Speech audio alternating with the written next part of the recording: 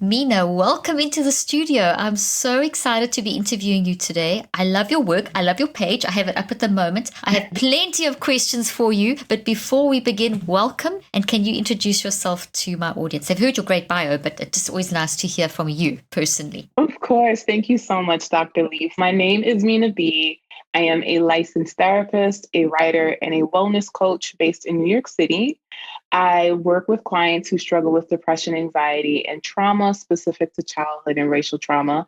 But I also teach people how to cultivate healthy relationships through self-care practices that are rooted in boundaries and community care. Love it. Such important work. As you know, I'm a mind specialist, mind brain research. And I keep telling everyone, we spend so much time with our bodies and we understand an athlete has to spend hours training, but we don't seem to kind of this current sort of pop culture and the way that mental health has gone. People don't pay the same attention to their mind. And our mind is everything. I mean, we're always thinking our mind's never stopping. Our mind never stops. So we've got to deal with our mind because our mind's behind everything. So everything that you've just said, those are aspects of mind that we need to deal with. So I'm very excited to talk to you about them. And I'd love to begin with a post that you just put up quite recently, which I thought was really important. And the overarching first area I'd love you to talk about is, and I've just made some notes here, social justice is mental health work. I mean, that is like super important. And you put up a great post where you talked about I'm just going to read you a couple of parts of the post. When we talk about community care, we must also acknowledge community violence and how it collectively disrupts the social, emotional, and even cognitive development of those who are constantly exposed to public violence.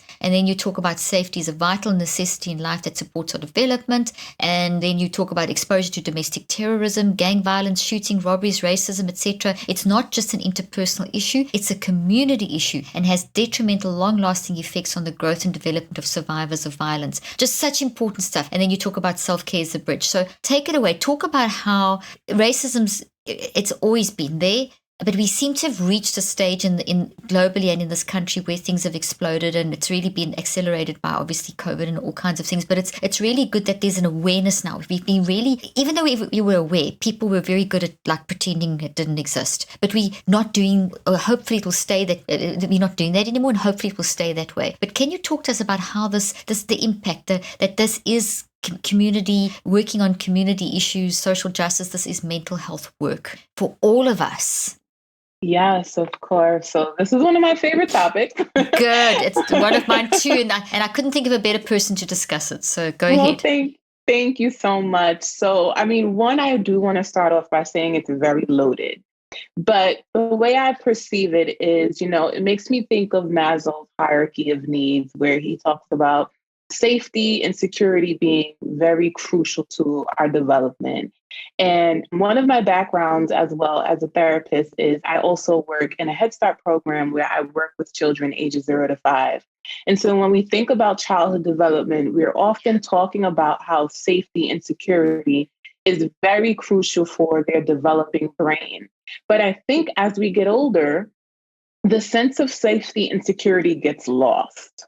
I think we attach safety and security to infancy and toddlers, but once we start navigating adolescence and adulthood, there's this sense of independence, and it's why we lose this connection related to interdependence.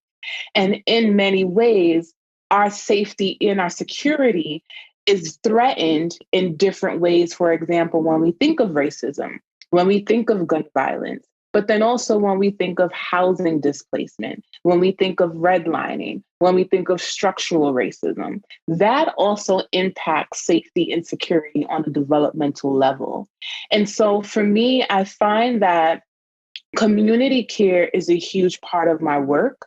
And I guess that's just a social worker in me. Outside of being a therapist, I am highly rooted in my practices as a social worker, doing on the ground work, just because I feel that community has become something a lot of us have lost, and I think community is something that we have to continue to cultivate. But if we want to talk about community care, which basically is us tending to one another, leaning on one another, holding each other accountable, being able to ask each other for help, being able to nurture our environments, we also have to address violence that is happening in our community. And when violence happens in our community, it is not just an interpersonal issue where it happened to that person, so therefore it's for them to fix.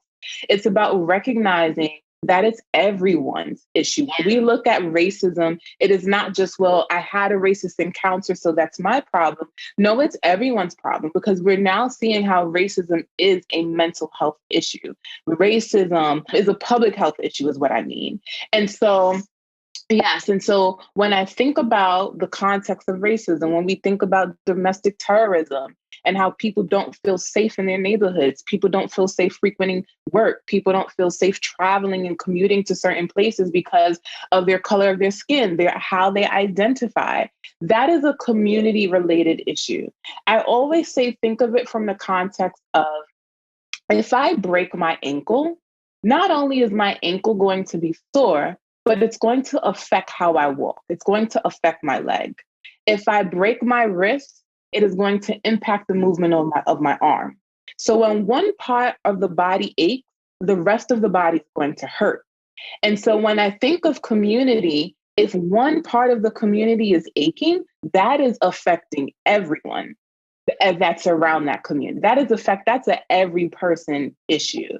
So for me, mental health and social justice have a huge connection, because when we think of safety, when we think of the things that we need to feel secure, housing, food, access to clean water, access to not living in food deserts, having access to healthy foods, right? Having access to free childcare, having access to safe schools where teachers are getting paid and teachers are having resources for children. All of that is a community level issue, because these issues also play into intergenerational trauma, and so this is why this conversation can be so loaded, because what we're not recognizing is these issues that become unaddressed, when it's not addressed on a community level and it's not addressed in an individual level, now we have these systems and these ideologies and these issues being passed down through generations. And so for me, community care is also looking at mental health through the lens of social justice, because we need to be able to feel safe to thrive.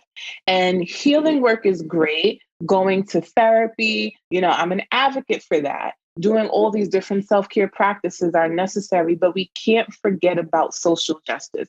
We can't forget about how things like racism, implicit bias, sexism, homophobia, xenophobia, all the isms, all these different things are impacting our self-development. It's impacting our growth. It's impacting our cognitive development. It impacts how we create safety and a sense of connection in this world.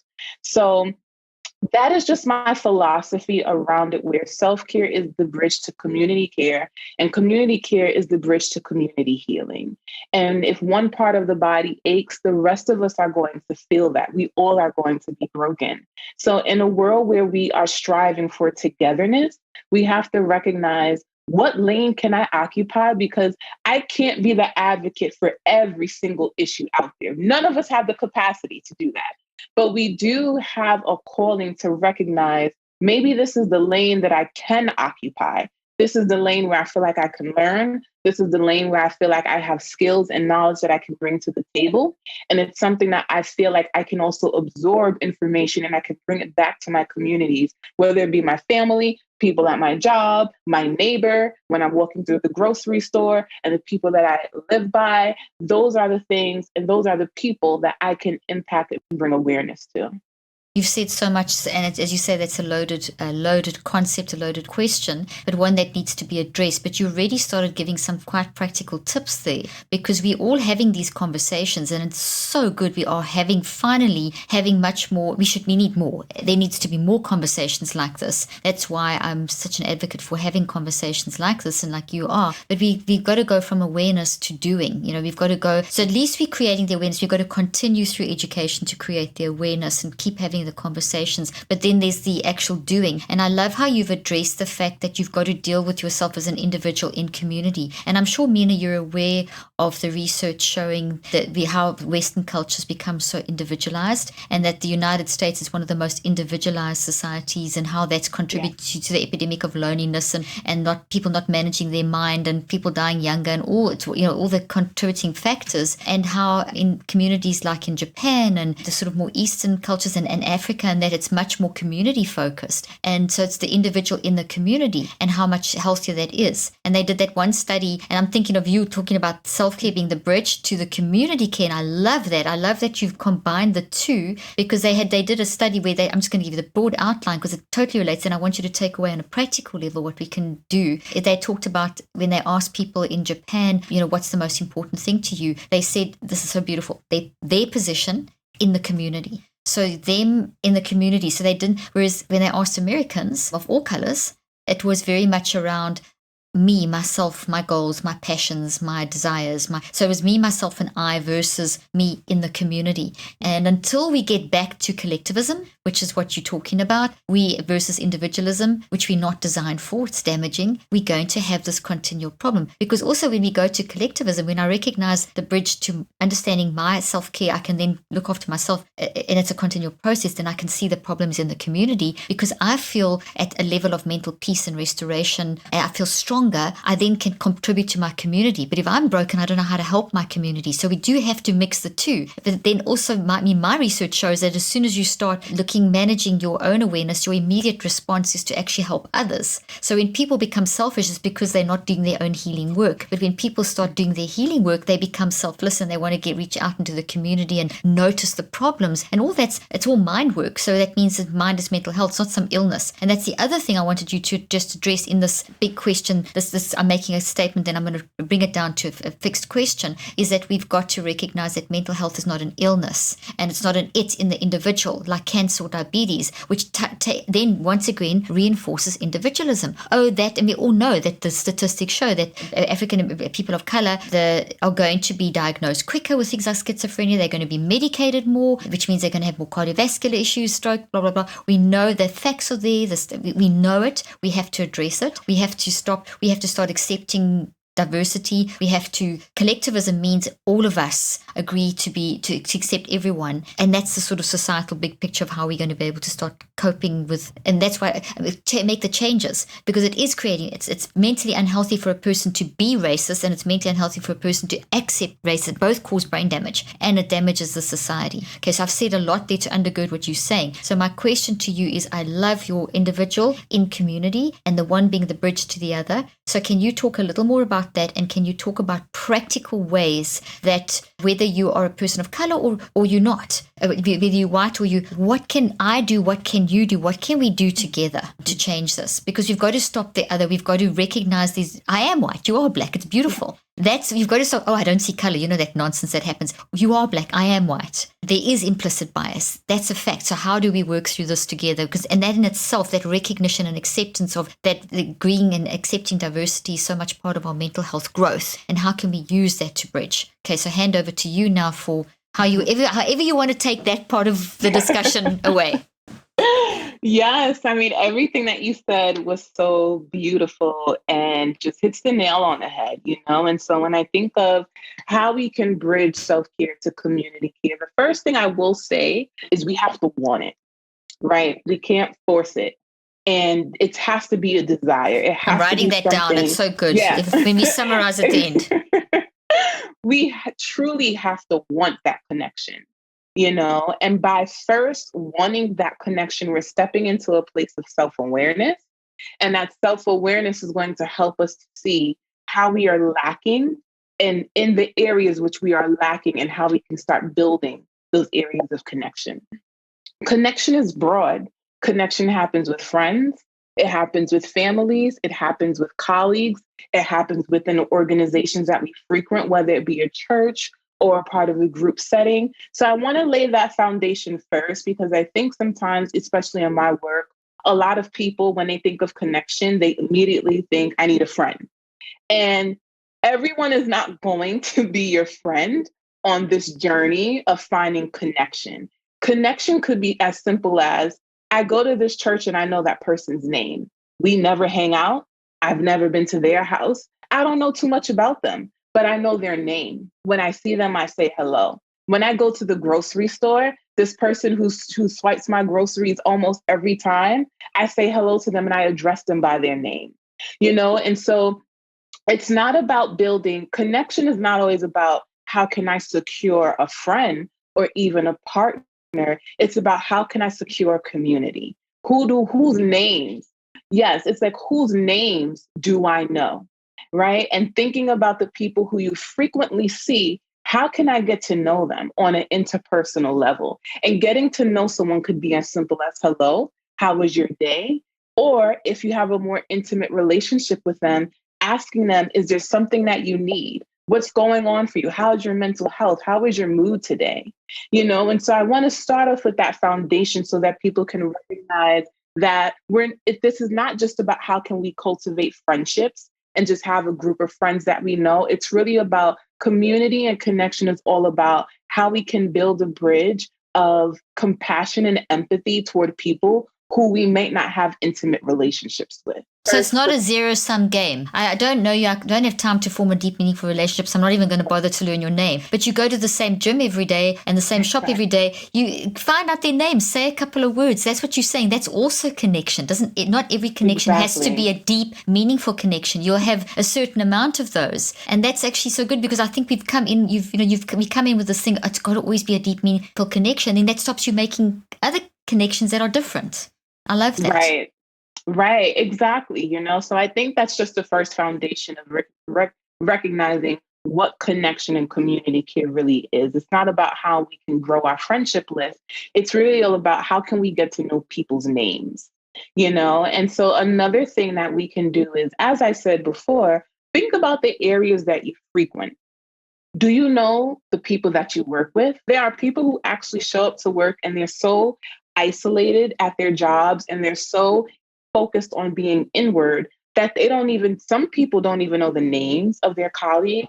I have worked with clients and people as well, organizations where things have happened in an organization where they were concerned that someone was breaking in. They were concerned about a person's particular presence and didn't even know that that person was an employee. So that to me says a lot about culture, right? But also, we can't always blame things on company culture when we also have a sense of agency and autonomy. And we have the power to go up to someone and say, hey, I never saw you before. Can I ask who you are? And cultivate that conversation. We don't need our bosses or our CEOs to do that ground level work for us.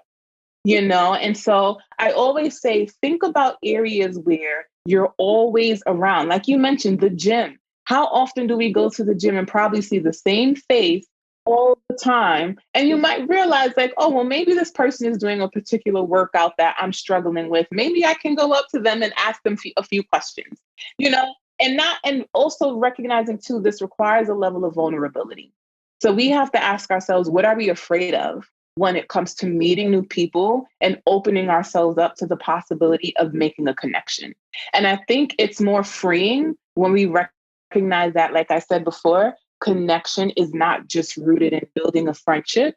It's just rooted in building a community. And I think when we shift it and look at it from that perspective, it takes off the weight of feeling like we have to perform for people, of feeling like we have to necessarily present ourselves in an inauthentic way because we're trying to keep this person in our circle. It's really just about how can I get to know your name, as I said before. So I say start with there. Think about your family. Who can you call? Right? Who haven't you spoke to in a really long time? When we look at our friendships, are our friendships diverse? When now we're talking about, to shift it a little bit and talk about race, do we have diverse friendships? Do we have diverse friendships at work? Do we have diverse friendships at the organizations, like I said, that we frequent all the time? How can we start to get to know people? Because sometimes, depending on the experiences that we have, we self-segregate. And so we automatically remove ourselves from diversity because there's some fear there. And for people who are BIPOC, there is valid fear in racial trauma and racial anxiety. So there is a valid concern for, I want to remove myself from being exposed to other cultures. But I think there is so much value when we can all come together and build from a place of accountability, right? And being open to being held accountable, and I think that is another foundation to this piece of if I want to build and cultivate community, if I want to learn how to step outside of this role, I'm also going to have to prepare my heart and my spirit for being held accountable. Because I also believe that when I think of that bridge of self-care to community care, it's like recognizing if I'm operating from a place of ignorance, I bring that ignorance to my community. And if I'm operating from a place of love, empathy, compassion, and an ability to learn, I'm bringing that energy to my community as well. So I think when we think of these different levels of foundation that we want to expose ourselves to, it's also about recognizing how can I open myself up to being heard, but how can I also open myself up to being a better listener and someone who is ready to learn and also unlearn. Oh, I love that. I love that. I love how you explained the sense of self being carried over. So if you fearful in yourself, you'll carry the fear over. Whatever it is that you haven't quite done. And we're never all together there. It's a process. It's a lifelong journey. So I teach with my book, We're All a Mental Mess. This is my latest book that's coming out. We're all a mental mess, and for various different reasons. And we bring that to the table. But someone who's recognizing and acknowledging in the self-care concept of the individual, when we recognize that we are a mental mess and we recognize I need to work on this, you come to the table with a different energy. So you go out there saying, hey, I'm like this, so I have more empathy and compassion for you. I'm working on this. Hey, maybe this will help you. Versus someone who suppresses and stays in their fear and withdraws, they're going to go into that community with that withdrawn, fearful, and then that can be misinterpreted and misperceived and misread. And also you're not then contributing because you'll isolate, you won't connect. And that person that just needed it, hi, how are you today? You look so pretty. Or that's all they just needed that day. You won't be able to do that. And so we've got to get ourselves, that's what you mean by the bridge, isn't it? That you've got to get yourself, you've got to be working on yourself. And that's the other thing. I just want to stress that what I've mentioned already, we're all a mental mess. You've got to keep working. You can't think, okay, well, I'll connect when I'm fine. You're never going to be fine. You're always going to be a mental mess. The difference is that you're fixing up the mess. You're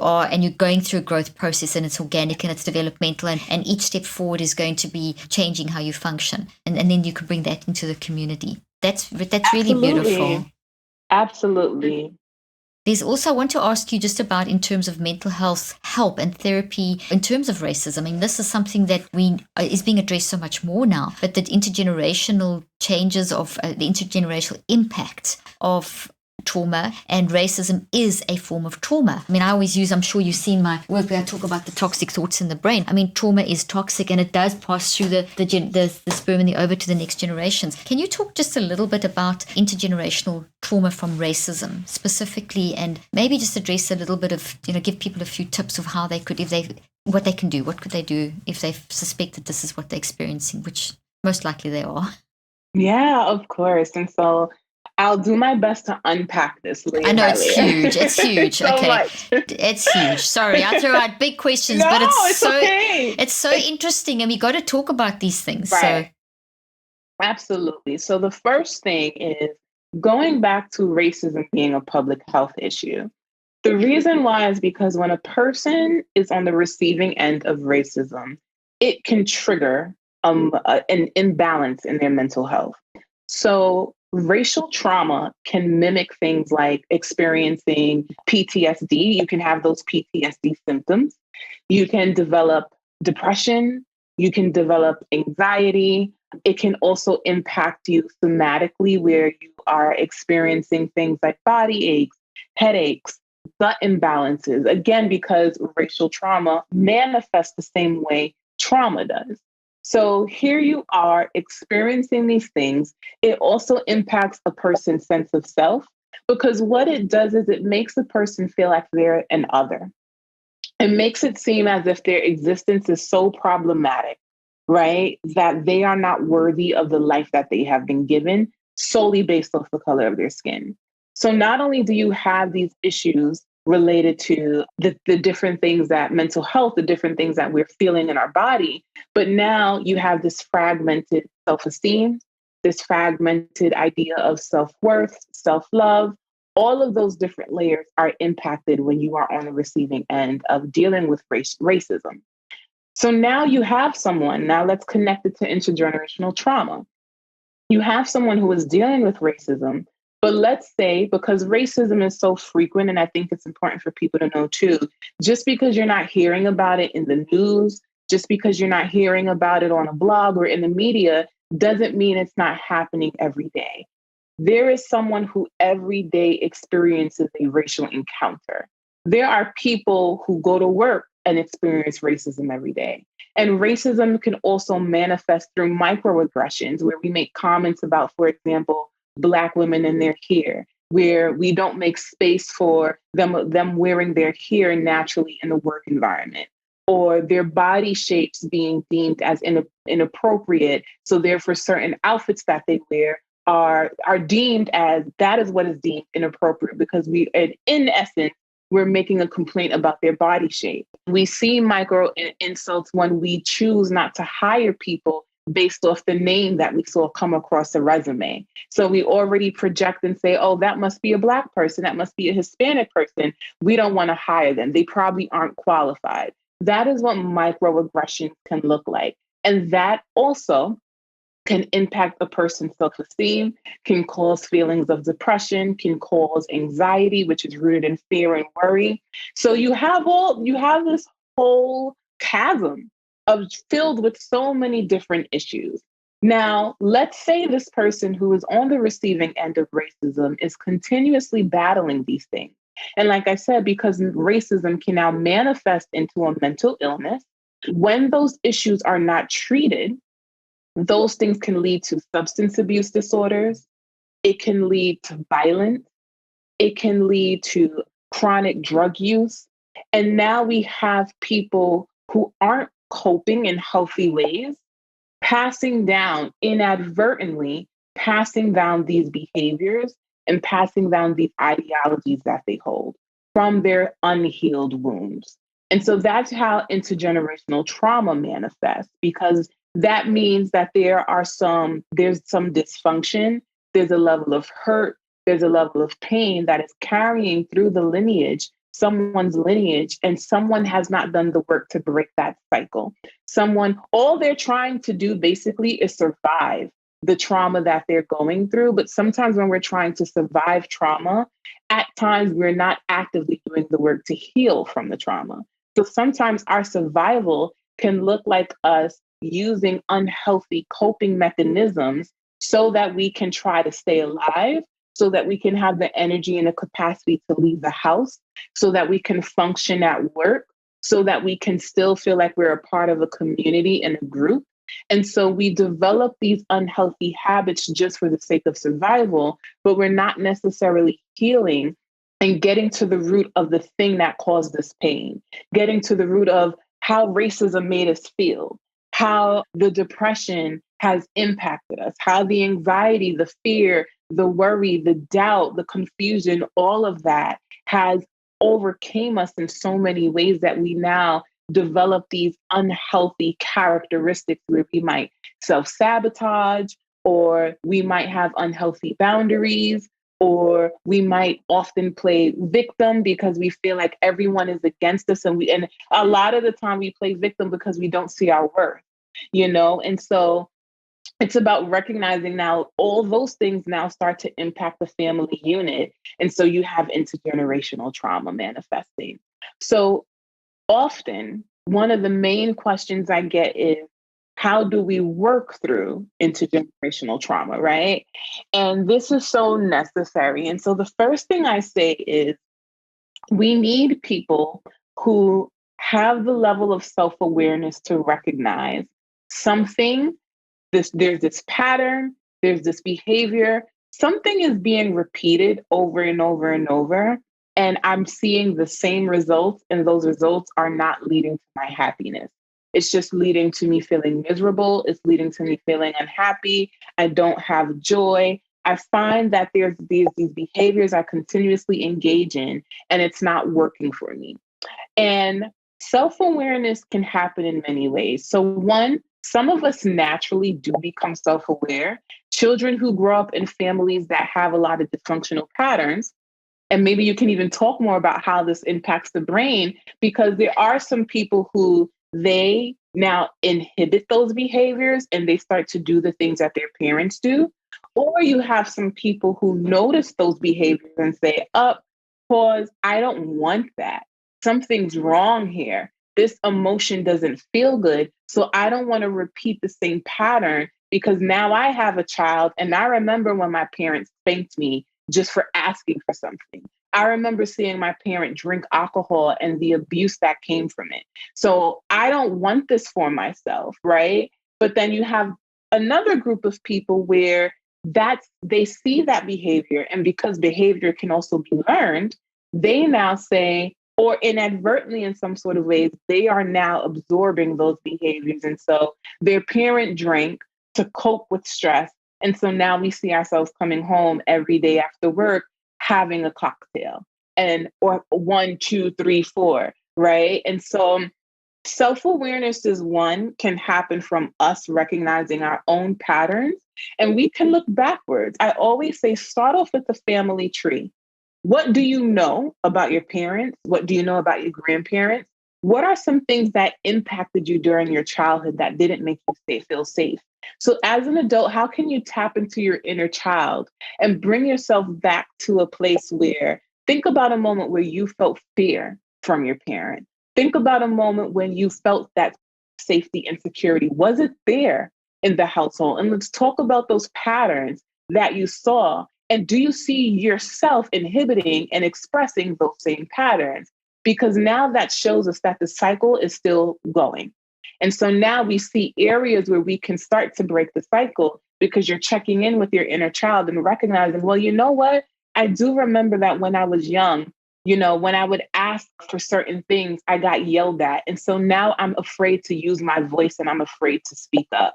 I'm afraid to ask for what I need. I feel like I'm an inconvenience to people because when I was a child, my parent made me feel like I was a bother to them. My parent made me feel like I wasn't wanted. So that's how we can cultivate self-awareness, by tapping inward, looking through our family tree and thinking about those interactions that didn't produce healthy, good emotions in us. Another thing I say too is around self-awareness is, think about people who have the same message when they're around you, right? Because you might not notice, but if 5 people are coming to you saying, hey, you've been drinking a lot lately, that's an indicator that people in your community are seeing something that maybe you can investigate on your own, And so sometimes we don't even see it because we're so close to it. We're so close to the trauma and we're so close to the pain that we don't see it, and we don't realize that we are mimicking a lot of these dysfunctional behaviors that we actually say we don't want for ourselves. But there, oftentimes, we have people around us who are telling us. And even if it's not a close friend, think about, for example, I've worked with people and I said, when you've gone to work, you've gotten the same feedback at about 4 to 5 different jobs. And you keep quitting these jobs, but I'm noticing the same theme jumping in and out of these jobs you get.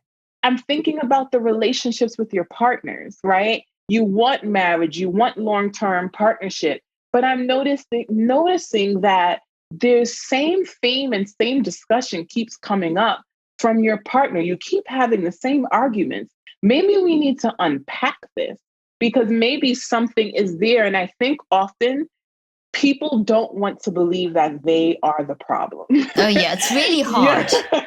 It's so We all battle. hard. No one wants to. No one wants to believe that it's them. It is so easy for us to cast blame, right? Which is Or a act like the cognitive victim. Exactly. To act like the victim or cast blame, because it's easier to say, no, they have an issue that they need to fix. It's not me, because that also takes a level of vulnerability. And sometimes that brings up feelings of shame.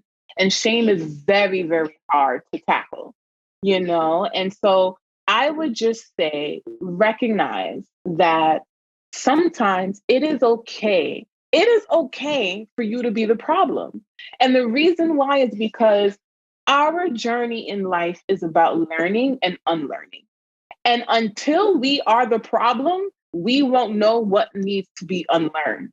It's one of those very difficult truths in life where sometimes it takes making mistakes to get the lesson.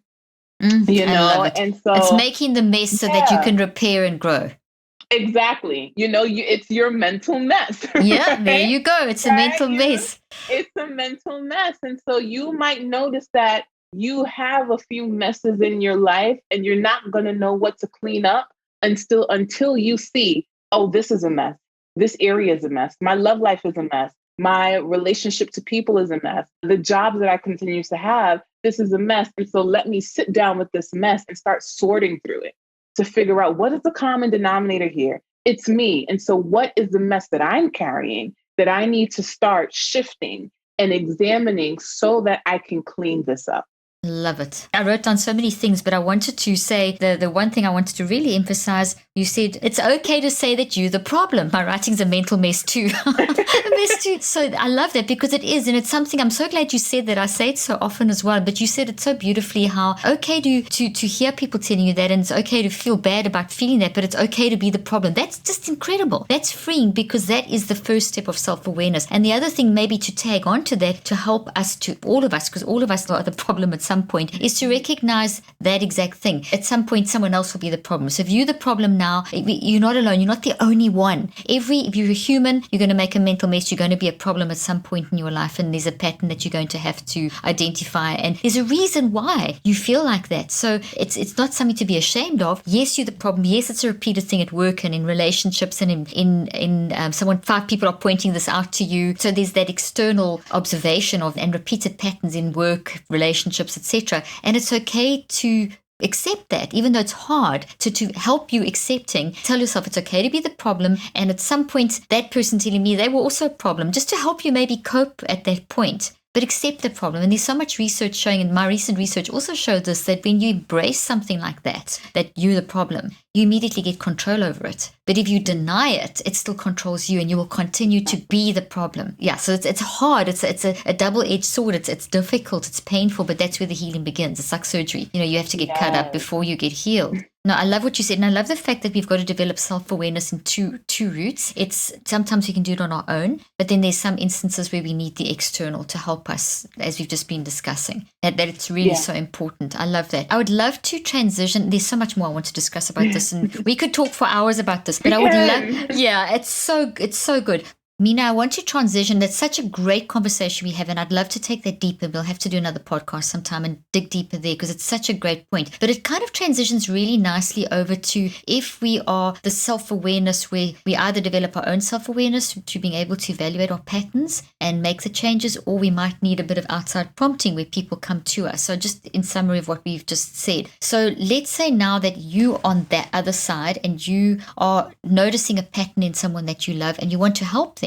And part of that help is you've got to go tell them, hey, listen, you keep doing this, and this one's noticing, we're all noticing. So in other words, you're pointing out something that they're doing, but you're also wanting to help. So I want to transition over to how do we help people. And you had a great video that I really enjoyed listening to a couple of days back where you're talking about asking for help and being a helper, and then you cover in the video things like how to determine who we should ask for help from, the ways our childhood impacted how we view help, how to determine if you should give help, and how to not to take things personally when someone can't offer you help. So the one that links directly to what we just discussed is how the ways in our childhood impacted how we view help. So sometimes someone coming to you externally and saying, hey, 5 of us have noticed you do this, or this keeps happening in your behavior. How we've been impacted from childhood about receiving help might influence that negatively, whatever. There's so many tie-ins over here. Can you talk a little bit? Let's talk about this concept of asking for help and being the helper.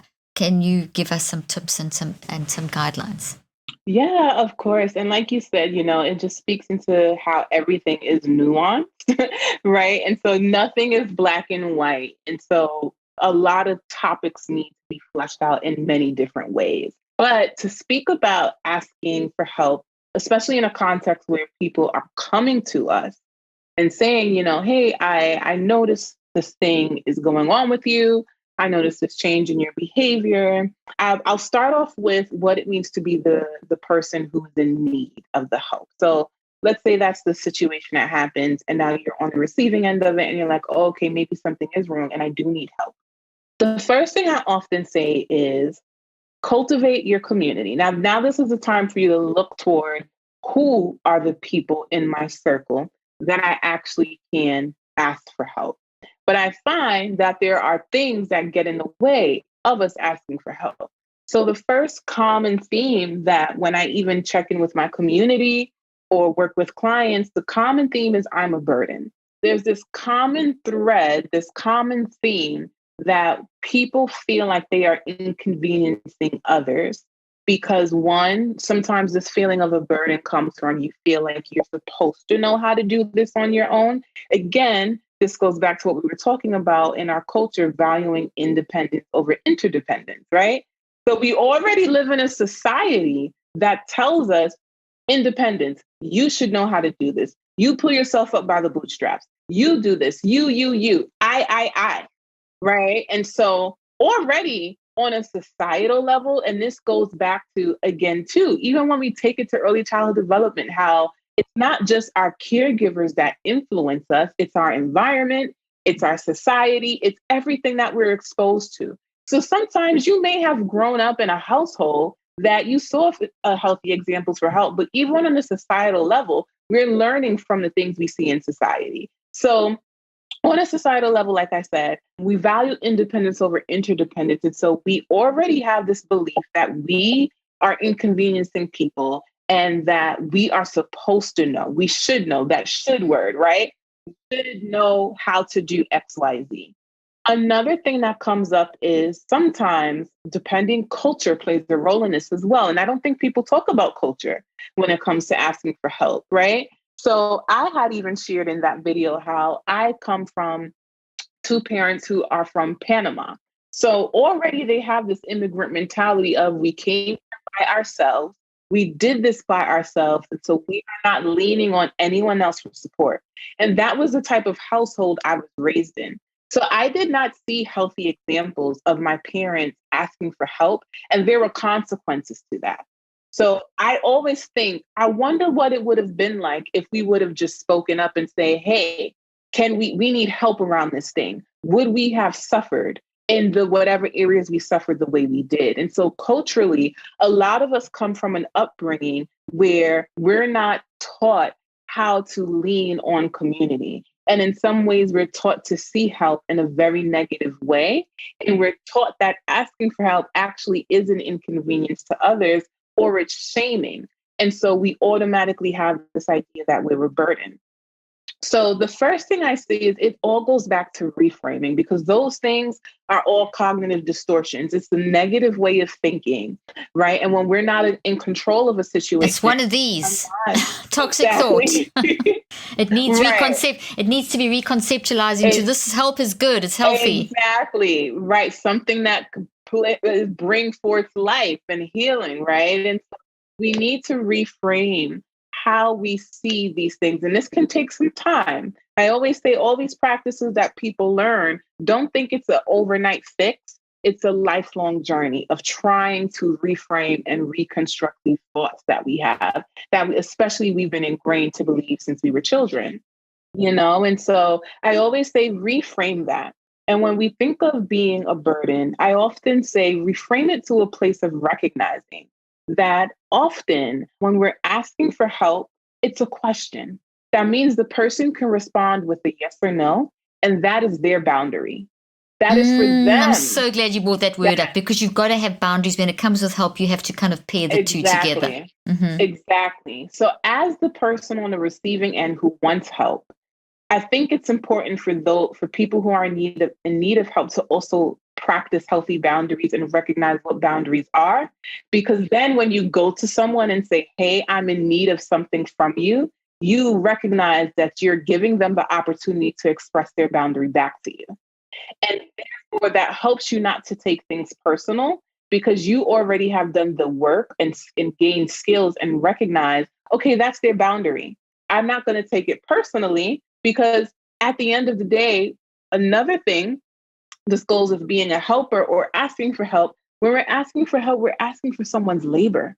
And that labor can come in the form of emotional, mental, spiritual, physical, all of the above. And so it does require a lot for someone to be able to give it. But we need to give that person permission to define for themselves if they can give it. Because when we think we're a burden, we say, oh, I'm not going to ask them for help because they're so busy. or I'm not going to ask them for help because I don't want to inconvenience them. And what you're doing is you're controlling the narrative. You're not giving that person an opportunity to express their boundary to you. So I always say, how can you just reframe this idea of being a burden? Another thing that often comes up is that weakness part, and all that is intertwined as well, where that weakness part comes in again with how our society views help and believes that we are supposed to know how to do things on our own. So if you need help, something's wrong with you, right? And in this context too, it makes me think of therapy culture. And the current mental health system, there's something wrong with you. You've got a disease when all you are is you battling with life, or you've had some trauma or something. Right. And so we have to learn how to shift it, where if the goal is growth, if the goal is expansion, then asking for help doesn't make me weak. It actually makes me wise, because help is going to give me the tools that I need to replenish, to restore, and then I can fill my cup and pour back out to that person. If I don't have any of those resources, I'm going to be depleted and I'm going to be empty. And I'm going to, again, be repeating those same cycles, like we talked about in intergenerational trauma. I'm going to be repeating these same cycles over and over again. And so now, what is the consequence of me not asking for the thing I know I need most? And so I think when it just comes for us, and just to frame it again, also for people who are used to being helpers, sometimes we have people pleasing tendencies. So we feel like we have to say yes to everything, or we're concerned that if we don't give the help, there's going to be a rupture in the relationship. And so, as I said earlier, when someone is asking for help, they're asking for your labor. You don't always have to give a response immediately. I always say, practice the power of pause. Try to even if the back of your head, you're like, yeah, I can do that thing. Of course. I always say, still pause and give yourself time and space to really flesh it out, because you can say yes to something and then recognize, oh, I actually don't have the capacity to perform this labor. Because what I find too is when we're saying yes to others and we are on the helping side, we are often committed to supporting the person, but we also need to be committed to the task that they're asking of us. And so sometimes there's a disconnection, right? There's a disconnection. The disconnection is I'm committed to supporting you, but actually, I'm realizing I'm not committed to the thing you asked of me, Yeah, And so you got to work out a balance there. Yeah. Right. And so that's why it's about recognizing that when someone comes to us for our labor, we really need to do the work of recognizing, do I have the capacity to show up? It's not just showing up for them. It's about showing up for the request that they made. And do I have the capacity, the emotional, mental, spiritual, physical, whatever, to pour into the thing that they're asking of me? Because we blend those two things together. It's like, oh, you're my best friend. Of course I want to help you. But then you realize, but I don't have the resources to help you with the task you're asking. Exactly. And then those are two different things. Right. Yeah. And so you've got to work out a way of balancing that, of wanting to help, but saying, I can do this, but I can't do that. And that's you setting boundaries as the helper. Yeah. Exactly. And just expressing that. That's brilliant. And I'm so glad you brought up the power of the pause, because I actually talk about that in my new book, Cleaning Up Your Mental Mess, where I actually explain about the neurochemistry, the neuroscience behind that. Your mind is perceiving all this stuff, and your mind is separate from your brain. So you've got all this neurochemical chaos in your brain from the need of a person. And it's not necessarily bad, because you love the person and you want to help them and you're aware that they need that. But there's a lot, you're starting to try and process what you can and can't do. As you said, separate out, I love the person, I want to help the person, but can I do what they need of me, or what can I do? If you respond immediately, you're going to regret it, and then you get frustrated and resent maybe, and all that kind of thing. So the power of the pause is so good, because it actually, at every 10 seconds, if you do at least 60 to 90 seconds, you actually get the neurochemical chaos under control, and then you can do as many cycles as you need. So it's 10 seconds and at least 6 to 9 of those. So there's some science behind it. And I actually have a whole section in the book about the vital importance to bring brain balance back in again. So I'm so glad you brought that up. It's absolutely brilliant. We could talk all day. This is such a great conversation. We'll have to continue this at some point. Where can people get hold of you and find out more about your work?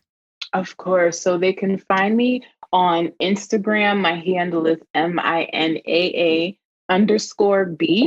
And that's where I do weekly community check-ins. Every Sunday, I do a weekly community check-in where people can submit questions and we flush out more conversations like this. I also have a newsletter. People can find my newsletter by visiting the link in my bio on Instagram or by visiting my website at www.minaab.com. And I always say sign up for my newsletter because I have a bunch of offerings that I will be sharing with my community. And so through my newsletter is where people will first find out. That's fantastic. Thank you so much. And we'll put all those links in the show notes. And I want to thank you for your time and your wisdom and your expertise. And, I just love what you've said. It just goes hand in hand with what I believe. And it's so helpful. You've really made some very, very practical, helpful things that we've learned today. So thank you so much for your time and your input. And thank you so much, Dr. Leaf. That's my pleasure.